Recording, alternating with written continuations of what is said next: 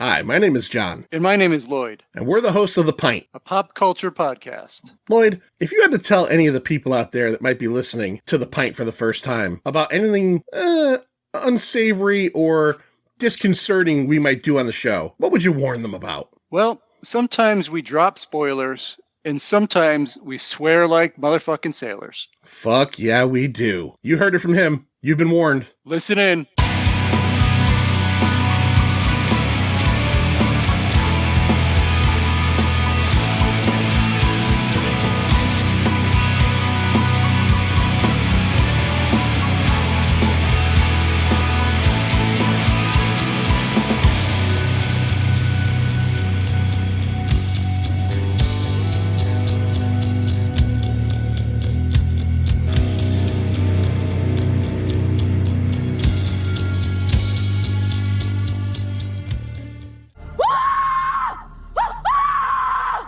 Welcome back to a brand new episode of The Pint. My name is John. Lindsay's with me today.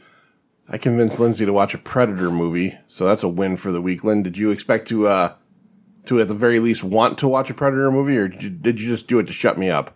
I did it because you asked nicely. Okay, that's the answer to that, is you did it to shut me up. That's fine.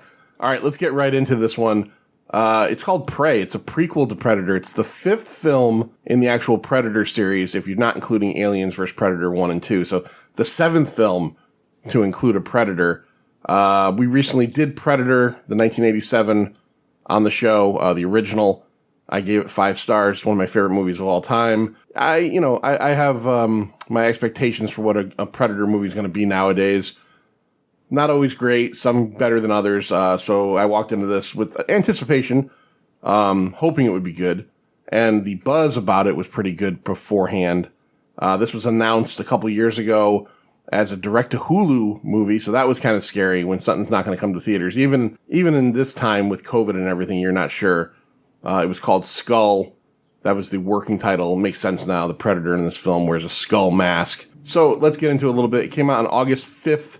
Of 2022, directed by Dan Trachtenberg. The only big film he directed was 10 Cloverfield Lane. Do you remember that? We watched that together. I do remember that, yeah. Yep, John Goodman is a crazy person in a bunker. Written by a guy named Patrick A. San. He has done stuff on TV mostly. A show called Wayward Pines and Treadstone. Treadstone was a short-lived TV series based on the Bourne series, the Jason Bourne stuff. It was filmed between February and September of 2021 up there in Alberta, Canada. Premise of this film, the Predators come to hunt the best, the toughest, the mightiest, the warriors of each world.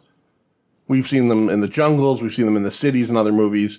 They're in 1719 in this film, and they come to the Great Plains to basically hunt, or at least scout out, a Comanche nation of Comanche Native Americans. Lynn, right off the bat, does a movie taking place in the past, or like a setting like this, does it hit your bore button, or are you okay with that? I was really intrigued by it, actually. I find the Native American culture very fascinating, so I was excited that it had a different vibe than some of the different Predator movies you've watched, and I kind of watched while doing other things. Yeah. Shutting your eyes. Okay, so another aspect of this film that is kind of either getting... Some people are pissy about it because there's a lot of, people that don't dig this stuff. How did you feel about the fact that once you started watching the movie, you realized we were following a female heroine? I think you know how I feel about that. I love a good, strong female character, and she's great. Yeah, we'll talk about the actress and the role in a second. So it's a period piece, and it's a female-led action movie. So right off the bat, it's a little bit different than stuff we've seen in the Predator, world so far, and stuff we see generally ever. I mean, there's some great female action heroes out there. Sarah Connor, played by Linda Hamilton, and of course Ellen Ripley, played by Sigourney Weaver. But there have not been enough. And now we have a new entrant into the category. All right, let's talk about the cast of this film. It's a small one, but let's talk about it. Shabuya roll call. All right, right off the bat, Amber Midthunder, who gets my vote for coolest name possibly ever. plays Naru. She is the lead character in the film. How would you describe her lot in life? Well, there are definitely gender roles shown within this movie, and she is trying to break that gender role because she knows that she could help the village or her community in a different way. Yeah, she wants to be a hunter. Her older brother is kind of like the main hunter in the village. She is being raised to be a medicine woman, which she's good at. We learn throughout the thing is she's good at everything that she does, essentially in this movie. But we learn that she's particularly good at medicine as well. But that's not enough for her. So it's cool to also see a story that takes place in 1719 where it's a female character that's trying to break gender roles, and she's legitimately good enough and intelligent enough, and people just can't see that. Yeah. Well, they do through the course of the movie, but nobody does at the beginning. Right. Including her family, her mother and her brother. Another great name, Dakota Beavers plays her brother, Tabe. This is his, as far as I can tell, this is his feature film debut. He plays basically the warrior of the family. And you said something, because there's a scene early in the movie where he hunts and, comes back with like a giant bird. And you mentioned something about how you felt about the portrayal of how the natives treated the animals at the time. What were you saying? They're just very respectful, and they appreciate that the animal had a life and the animal is giving them life. There's a scene later in the movie with the bison being skinned, and she offers a gift from nature and pretty much says a blessing over them. And I just thought that was incredible, because I think we lose sight of that now. Our meat comes from a store, and we don't see the sacrifice. Also, we get the heavy dichotomy as the movie goes along between these warriors that are, like you said, respectful of the land and of the hunt, and then the French interlopers that show up later on that are just they're also written to be bad guys, but they're also very like they skin this field of bison just for the hell of it, because they're pelters and stuff like that. I mean, they're gonna make money off of it, but they don't use any of the meat or anything like that. So, yeah, I thought that was pretty cool. Okay, a couple more cast members here. Let me see here. Harlan Blaine. Boy, oh boy, I'm going to fuck his last name up. Kai Twehat plays Eatbell. He is one of the members of the warrior tribe. And then also Michelle Thrush plays Aruka. You may have seen her in Highlander, the TV show. The Crow, Stairway to Heaven, also a TV show. She plays the mother of our two main characters. And then, of course, I'm not going to leave him out because it wouldn't be fair because he gets some pretty good screen time. A guy named Dane DeLiegro, who is 6'9", and he is from Massachusetts, and he is a professional basketball player who also acts in things. He plays the Predator. You could also see him in episodes of The Walking Dead and American Horror Story. This guy's 6'9". He's giant in this movie, and it's not made up. Mm-hmm. So that's pretty cool. All right, so let's talk about Yeah. I have to interrupt you. Oh, you missed a major character in this cast. Did I? Who did I miss? The dog. You're okay. Go ahead. Who do we have? Do you I know the dog's name, but do you know the actor dog or how many there were? I don't. I figured that you would have been researching that. I did try to find a real name. I could not find a real name. But tell us what you know about the dog, because you're absolutely right. The dog is one of the most important characters in the movie. Yeah, the dog is basically the main character sidekick through the whole thing. She has trained him to help her, and you could just see mutual respect and loyalty between the two. Not, it's going to surprise anybody, but I'm a huge dog person. Right. And so I thought that was incredible. And I was also way too concerned about his health and safety throughout the whole movie. You're not the only person. There was a tweet. I actually retweeted on the Pint Twitter, whatever the fuck you want to call it, where someone had put up, if anything happened to the dog, I was going to riot. And it's very true. People were jumped on that. The dog's name was Sari, Sarii. And you said it was, what was the breed? I think it was a dingo. Yeah, American dingo. Yeah. Which there are also other names for. Funnily enough, the director, when talking about the dog, I read an interview with him. He said that it was heavily influenced by the dog in The Road Warrior, I know you're not as familiar with the Road Warrior, but I think it's a dingo in the Road Warrior. And he looks very much kind of short-legged, stand-up ears. So very much similar dog. Total spoiler alert. Fucking A that this dog did not die in this movie. Seriously. Because, there was several times where it was set up to die. And luckily, it was able to come out on top. Yeah, we didn't have to go all John Wick. We didn't have to get crazy, right? Because she was already going crazy enough. So this movie was shot in English, but for the first time ever, if you go to Hulu, you can watch the Comanche dub. Now, I started to watch the Comanche dub. I don't like dubbed movies.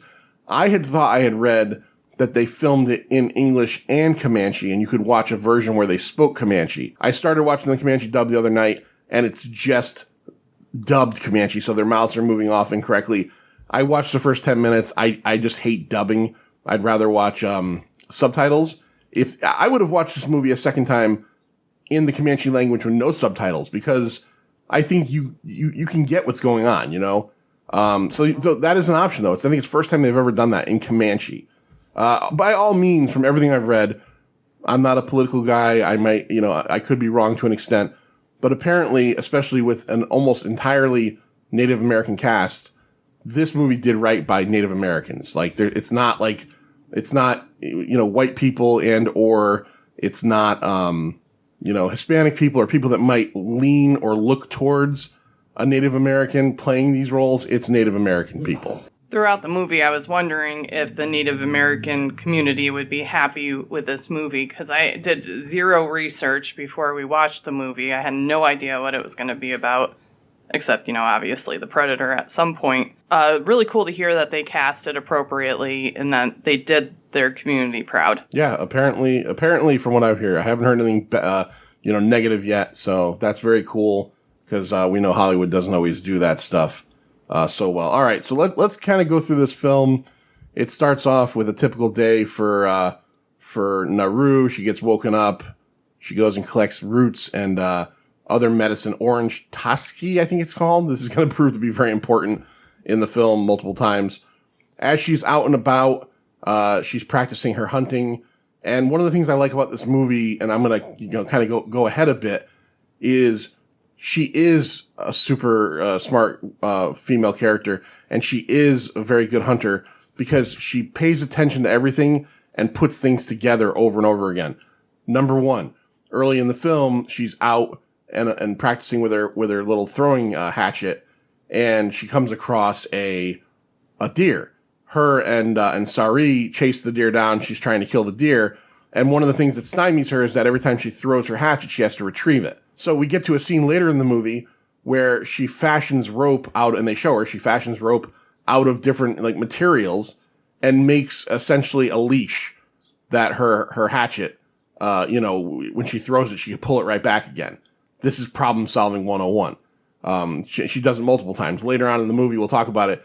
She figures out she watches the Predator a lot whenever she deals with it. She figures out how its targeting system works and uses it against him very badly. Extremely badly. So did you pick up on all the stuff that she was kind of watching and paying attention? Also with the answer with the orange tchotchke or whatever it was called. Oh, definitely. And a little bit of a side note with the hatchet is we learn when her mother reiterates that her father gave her that hatchet for gathering, not for hunting. Right, to get the root. And she makes it more of a weapon. Right. Yep. Yeah, they make it pretty clear early the father is no longer with us. So, all right, so she's out and about, and we also get the obligatory shot early in the movie of the Predator ship. Again, the Predators will come to a planet, drop a Predator off, and he'll do his thing. So concurrently, as we're learning about her and her daily life, we're also seeing scenes of the Predator kind of going out and hunting, more and more things. There's a lot of animals killed in this movie. Even if the dog lives, the Predator gets a rattlesnake, right? We see it. We see the rattlesnake hunting a rabbit. He gets a rattlesnake. The rabbit gets it too, I think. What else gets killed in this thing? There is a wolf, I believe, who is chasing a rabbit. Yes, right. And the rabbit's kind of watching him be mutilated by the Predator. The Predator does a number on the wolf. You see it from a far shot.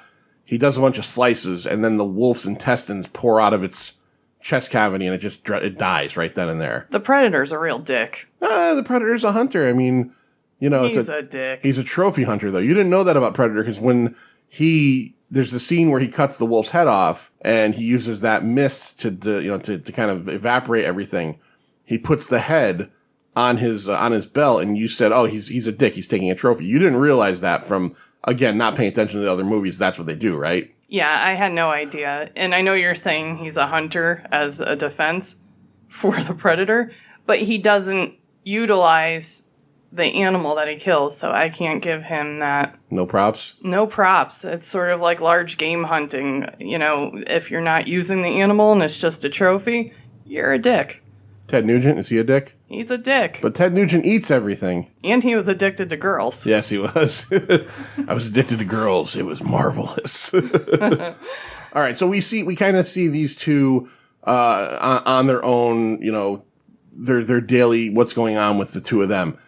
Eventually, we find out that one of the members of the tribe has been attacked by a lion. The war party goes out to find the lion, and she goes along with them.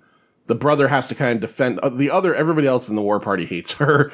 They're all just like, you're fucking useless. And the brother, it's a good brother-sister relationship because even though at different points he makes it clear that he's the alpha, later in the movie he very much, says, you're better than me. You're smarter than me. We'll get there. But so when they go out, nobody wants to bring her, but he says she's very good with medicine. She's going to be needed when we get to finding him. They find the member of the war party. He's not dead. And she feeds him the orange root, which you see from his reaction, he seems to start to freeze, like it's making him cold.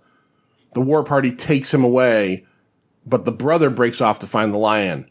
She breaks off with the brother to go find the lion, and then the war party says to one other guy, "You go with her." So there's three of them. She has the idea of how to catch the lion. She basically says, "We'll get up in that tree, we'll bait it, and then we'll take it there." They do her idea. She gets up in the tree. The lion fucking kills the other guy in the tree, not the brother. The brother's kind of out and about stalking. Kills the other guy. She gets into combat with the lion, and she manages to spear the lion, but at the same time, she falls off the tree and fucking just knocks the shit out of her head. Next scene, we find her back at the village. How did she end up back at the village? Her brother carried her back. I think it's important to also note that during the whole scene of trying to track the lion, she keeps bringing up the point of something bigger is going on here. Right. And they keep kind of gaslighting her and, kind of not listening. When I say kind of not, they were not listening to her and her warnings and her knowledge about tracking. Right. She mentions that she saw what she calls the Thunderbird.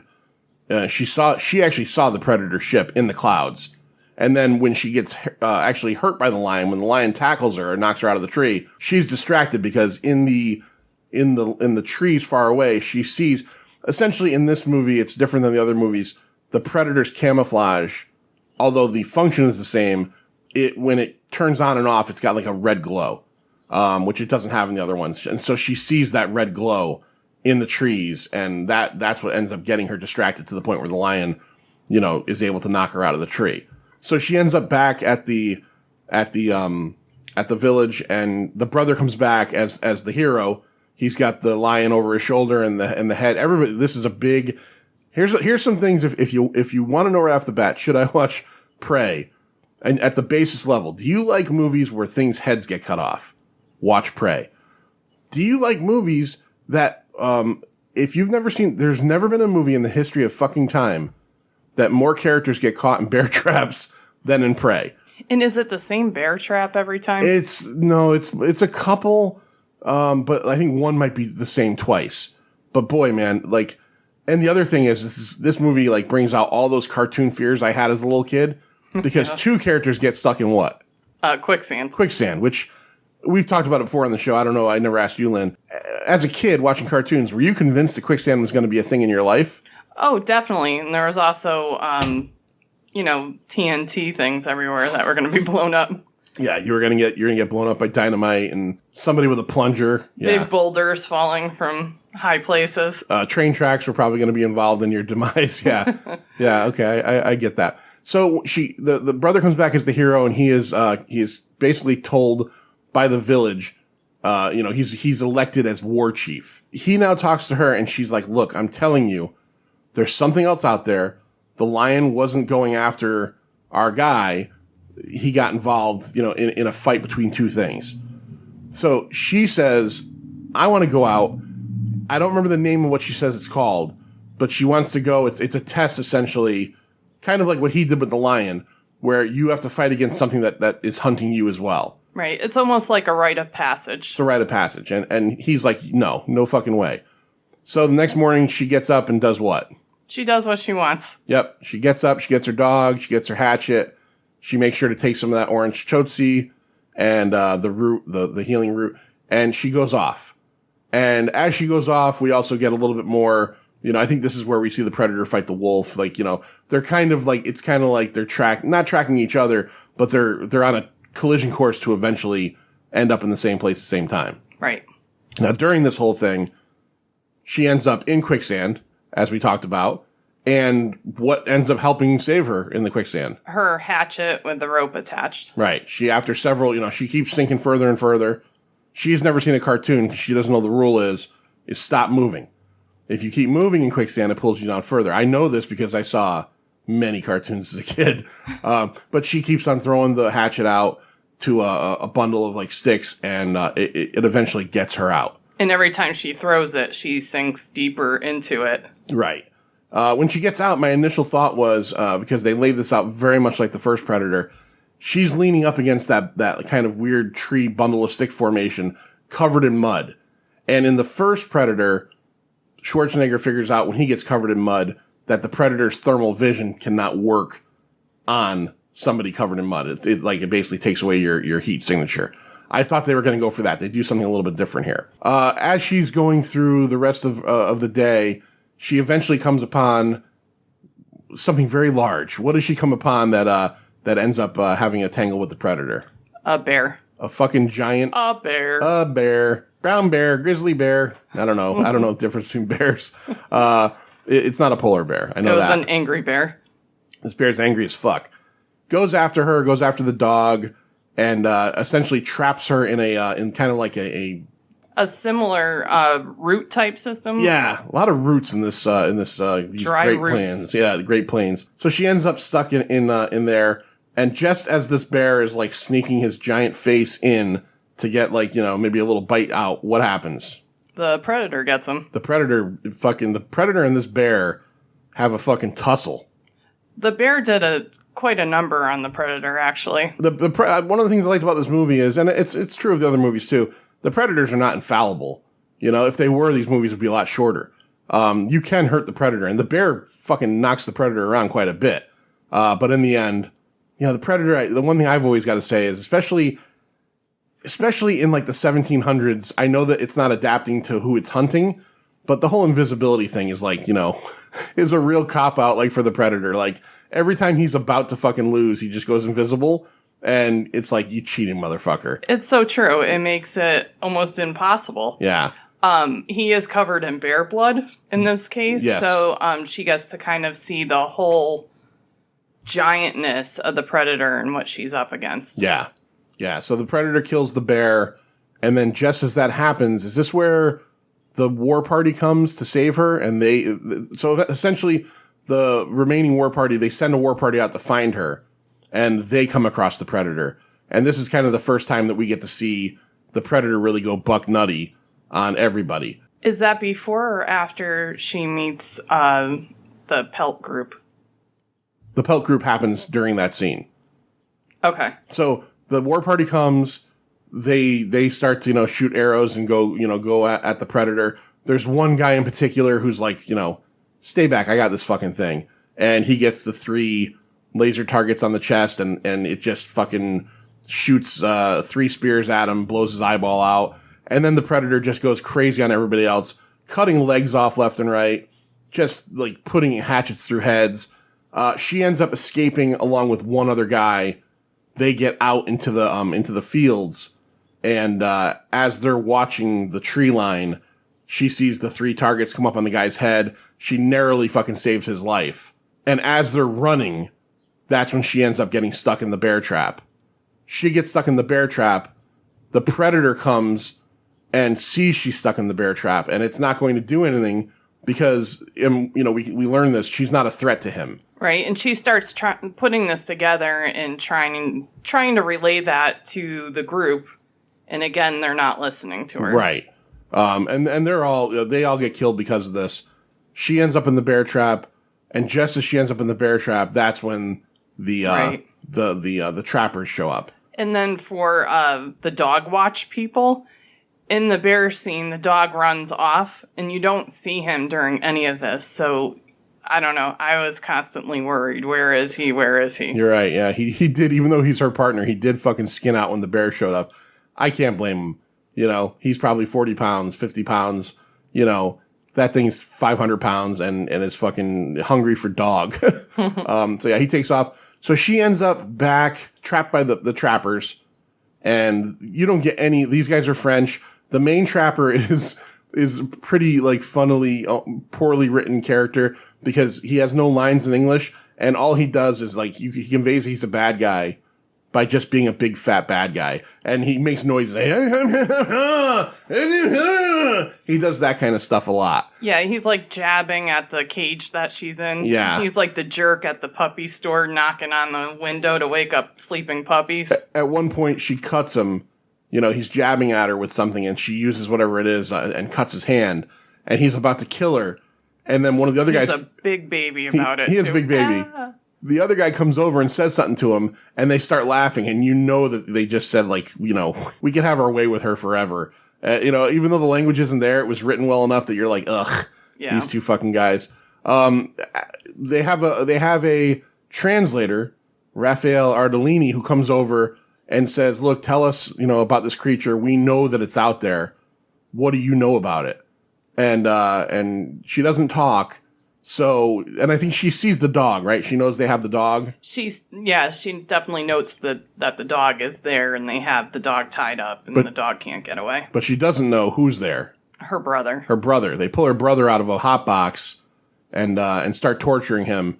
And just as that happens, that's when, so as the brother comes out, they cut him. And then it cuts to a scene where they're tied to a tree. So they're essentially using her and her brother as bait for the predator. Yep. And they bled him to sort of chumming the waters. Right. They're chumming the waters for predator. They start to talk, and the brother's becoming very forthright about how he knows how smart she is, and I know you're a warrior. I know that you're good, but they're trying to figure out how to get the fuck out of here. The predator shows up. But it's kind of slowly approaching, not really doing much of anything. So now, as everything's happening, the predator eventually ends up, I think he steps in a bear trap as well. And then they knock him over with a net. Yes, he does. He steps in a bear trap because he's the 9th character in the movie to step in a bear trap. They knock him, the French trappers come out and knock him over. As this is happening, the brother and sister figure out a way, or at least the sister, that's important, figures out a way to get out of their binding together. What is she determined to do? I can't remember. She tells a story about a beaver who gnawed its own leg off, but I can't remember that exact nuance. So she tells a story about when they were kids, there was a flood, and there was a beaver that chewed its own leg off to get away from the flood. And she says, I'm smarter than a beaver. She finds another bear trap that's on the ground. That's right. She pulls the bear trap over and gets a rock. She puts their hands, the rope, between the bear trap. And as she's telling the story, he's like, what, are you going to cut our fucking hands off? He doesn't say that, but he's like, what are you doing? She throws the stone down. The bear trap cuts their binds in half. And she's like, I'm smarter than the beaver. This is actually going to come in also. I'll just mention it now before I forget. During their final fight, the predator goes to punch her with his giant claw, the wrist blades, and they get stuck into a tree. He can't get out of the tree, so he takes the shield and cuts his own arm off.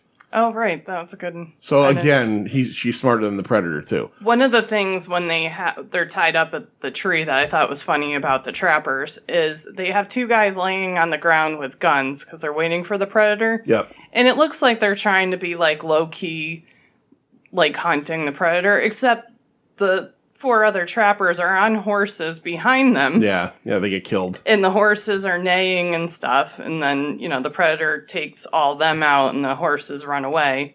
And that's when the 2 guys laying on the ground noticed that happened. I just thought, like if you're trying to sneak up on somebody, you probably shouldn't draw their attention to your area. Everybody should be on the ground. Everybody should be on the ground or hang out at the campfire. We'll call you later. Or unless those 4 guys were bait and the other 2 guys were supposed to be the weaponry. But in either case, I get what you're saying. So we get a scene of just utmost carnage here. If you're a Predator fan like me, I love the movies, or at least I love the first 2 movies, and I love a lot about it. I love the NECA figures. I can't wait till NECA makes a figure for this Predator. This is where you get to see a ton of the weaponry. He has the spear gun. He does not have, and I actually read this, the director said he did not want to make it too easy. In most of the movies, the Predator has a shoulder-mounted laser cannon. He does not have that in this movie. But then he has other cool things, like he has that, I don't know if you remember, he throws that kind of ball thing, and it turns to a net, and then the net, like, tightens down. He uses one in Predator 2 as well, and just explodes the guy. He uses, like, wrist bouncing betties, where he sets 3 bombs, and these guys have no fucking clue what's going on, and he blows up half the forest with it. So he just goes fucking crazy. In one of the initial encounters, I wondered almost if this was like, and maybe it's just me thinking with all the gun control stuff going on in the world today, but there's a scene where the French guys all get a shot off on the Predator with their rifles.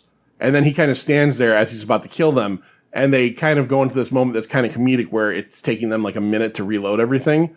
I almost wondered, was that supposed to be like a shot, at like a little bit of a political shot, because people always say that, how back in those days it would take forever to reload a gun. Yeah. I also know it's supposed to be historically accurate, but I kind of laughed at that part a little bit. So he just goes off and goes nuts on everybody. What happens? She goes back to the camp, right, to get the dog. Right. Her brother goes to get the horses, and then she goes back to get her dog.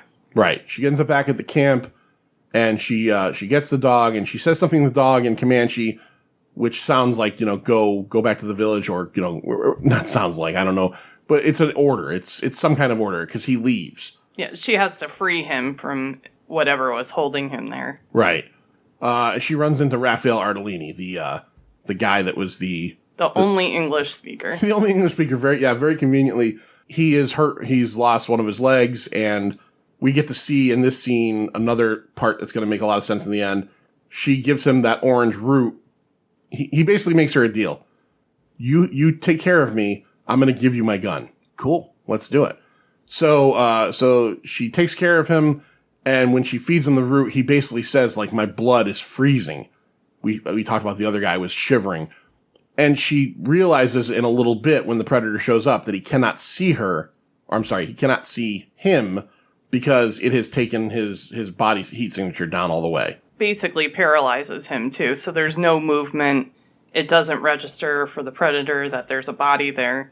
I wanted to go back to a moment, I think, when they were on the tree. I can't pass this up. We talked a little bit about the mud scene where it kind of emulated the first movie. When they're tied to the tree, and she says to the brother, I don't think we can kill this thing. The brother says, if it bleeds, we can kill it, which is obviously from the first film. You know that, Lindsay. It's me and my Predator obsession. What's the one line you know from Predator? I know you know the one line, right?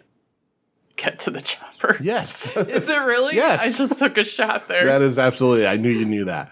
She tries to save Andolini. The Predator does not see him there, but unfortunately, something makes a noise. The Predator moves quickly to go see what the noise is and steps on Andolini's cock. Steps right on him somewhere. I don't know, his leg or something. Andolini fucking screams, and the Predator puts fucking a spear through his fucking head. The brother comes back, and we have like kind of a two-way fight between, or three-way fight between the three of them. And at this point, this is where she realizes totally that the Predator's mask is super important to targeting, because the brother comes back and knocks the mask off with a shot with a hatchet or something. When the mask hits the ground, the targeting reticles hit a tree. The Predator pulls the spear gun out, and as the brother is going, now again, she's observing. She has not picked up a weapon really yet. The Predator has not gone after her. She did clear, I want to mention, she did hand-to-hand combat beat the shit out of a bunch of the trappers in the scene prior. Part of the targeting was her dog also comes back to help her. The dog jumps on the predator's back, so then the predator starts targeting the dog. And that was one of the observations she made, too, because he was going to kill the dog. Right. So the brother's riding around on the horse, and the predator keeps shooting the three. He has a gun with 3 spears, and every one of them will like come within like 2 inches of the brother, and then essentially because it's like a homing mechanism, they go into the tree that the targeting reticule is focused on. So she pays attention to this. She knows this is important. This seems to me, as cool as this scene is, and as cool as it is at the end as well, incredibly bad. What's the word? Incredibly bad tech for the predator. Like, you point your gun at something, but it's only going to shoot towards whatever the reticles are pointing at. Like, just shut that shit off. Like, you're that bad with a gun that you can't point at something and just hit it. You know what I mean? Like, use that shit for like long distance or around corners. But anyways, we have to have the moment in the movie where, you know, we do something like that. So, as he's fighting off the predator disappears. He tells her to run. He basically says, this is the end of the line for me. Like, I'm going no further than this. And as he's talking, the predator puts the wrist blades through his back and just, you know, and kills him. So now she runs. We don't know this to begin with, but she has brought him back to the site of what? The quicksand. The quicksand. The TNT boxes. Right. So the railroad. Roadrunner. The Roadrunner, all that stuff. So brings him back there. And then she basically sets up a bunch of traps and different things, right? Right, utilizing the tools that she had and then using her brain to come up with a plan. So what does she fights him off? What give us some of the highlights, like what happens during this fight? The dog helps her out. Didn't she meet the fat trapper guy too? She does, you're right. She does meet the fat trapper guy. She cuts his leg off and uses him as bait because that's how she baits the predator in for this scene. Yeah, so she gets her revenge on the fat trapper. Yes. She takes the chochi root, or the orange root, whatever it's called, and the predator walks right by her.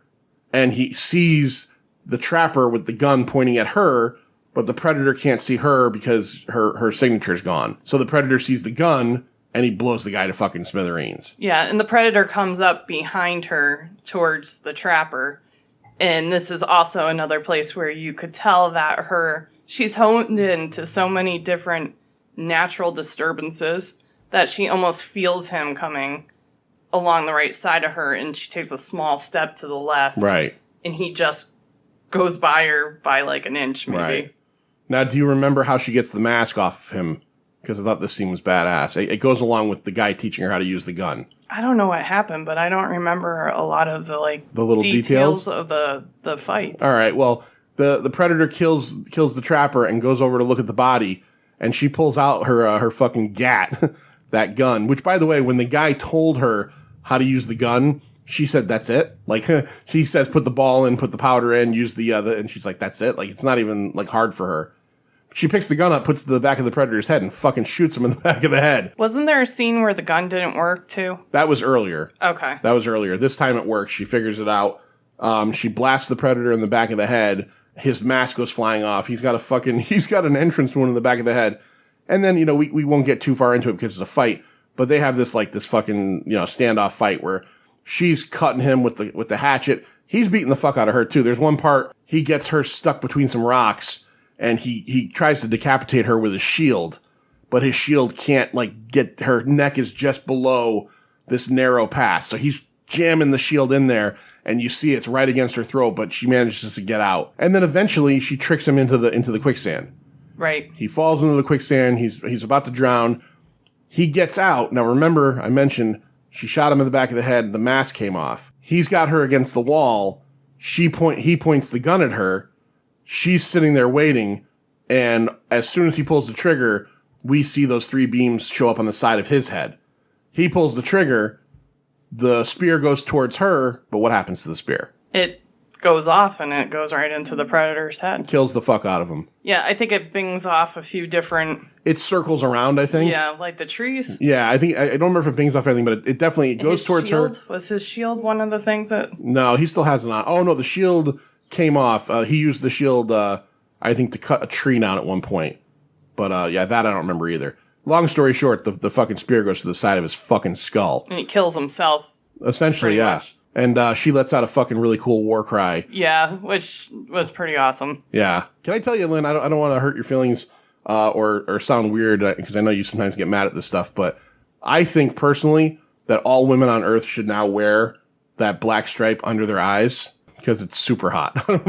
I don't know what it is. And I just think, hey, if I don't want anybody to appropriate a Native American thing, but I like that a lot. So that's pretty cool. Her end makeup is even cooler because it's made out of predator glow blood. Yeah. So it's almost like she's hitting the rave after she brings the head back to her tribe. We'll talk about that scene. Yeah.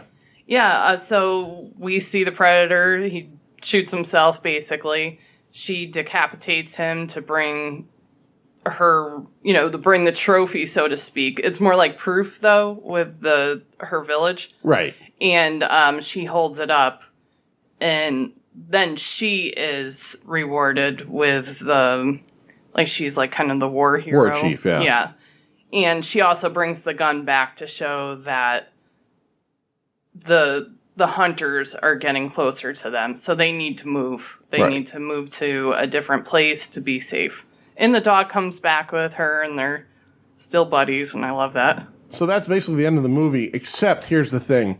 I watched this movie twice. I watched it the night it came out, and I watched it 2 days later. I didn't think there was any end credit scenes, but there's something important you have to watch, and it ties into Predator 2. So everybody's been talking about it.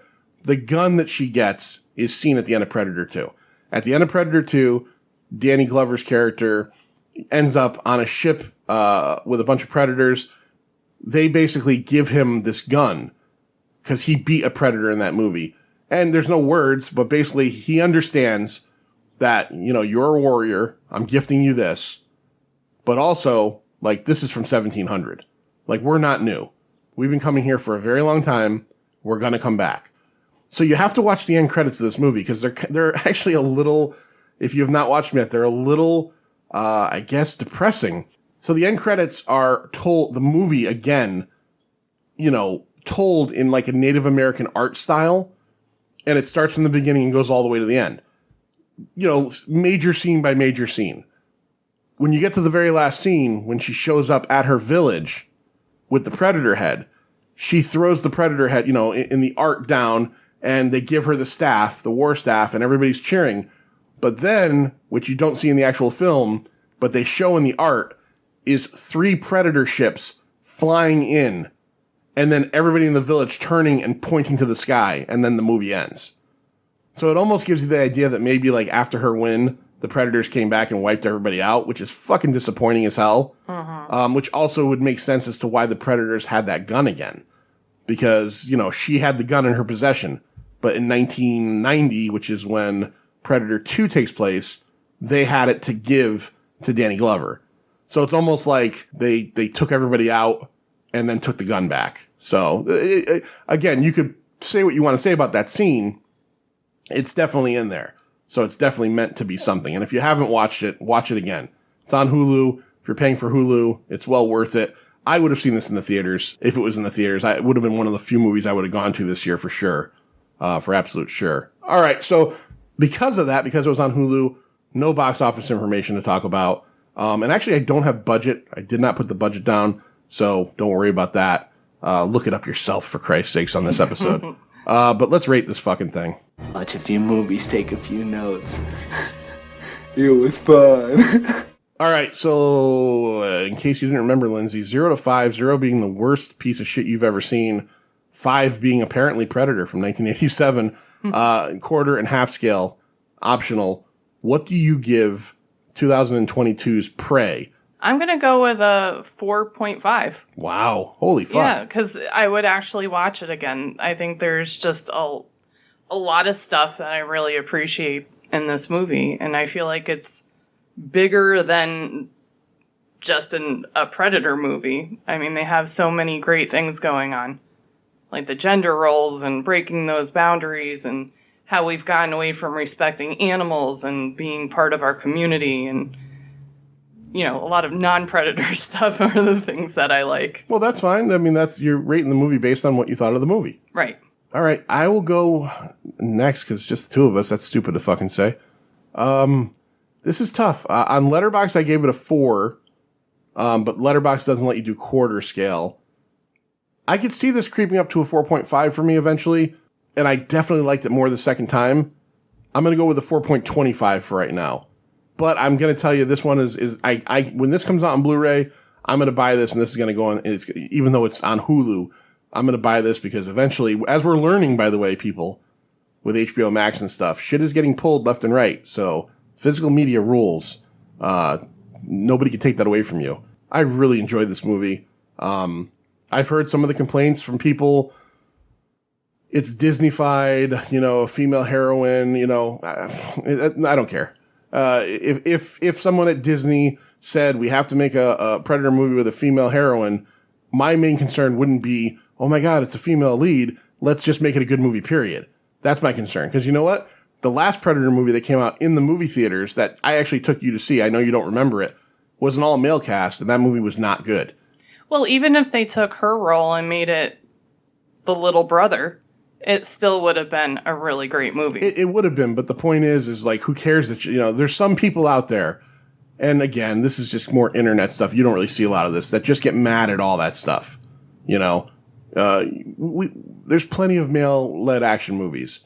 This is a female-led one, and it's a fucking good one. So leave it alone. All right? Leave me alone. Leave everybody alone. Don't want to hear it. But no, I really enjoyed this movie. So, all right. That's it for me. Lynn, do you have anything you want to talk about?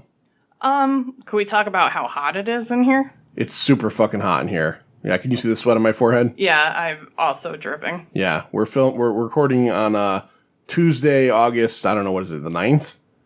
And yes, I believe so. It's the last day of what's supposed to be this giant fucking heat wave that we're getting inundated with. So I wanted to get an extra. I have another episode planned for this week, and it'll probably come out this week as well. But I wanted to talk about this movie really badly. I didn't have it planned. So thank you for doing this with me, Lynn. Thank you for having me. Of course, you can find us always at The Pint on Twitter and Instagram. It's at The Pint Podcast. Also, if you go to our Patreon / whatever, Patreon / The Pint, $2.50 a month will get you all kinds of free stuff, including, but not limited to, our Patreon Pint Insider exclusive series, Scary Larry's House of Horrors Classics. Hip hop horn.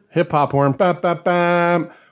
2 episodes out so far, The Lost Boys, and we just put out The Evil Dead from 1981, Phantasm, The Exorcist, and The Amityville Horror are coming. So, Pretty Pleased with Sugar on Top. Check that out. And until next time, Lynn, say it. See ya. It's over, Johnny. It's over! Nothing is over! Nothing! You just don't turn it off!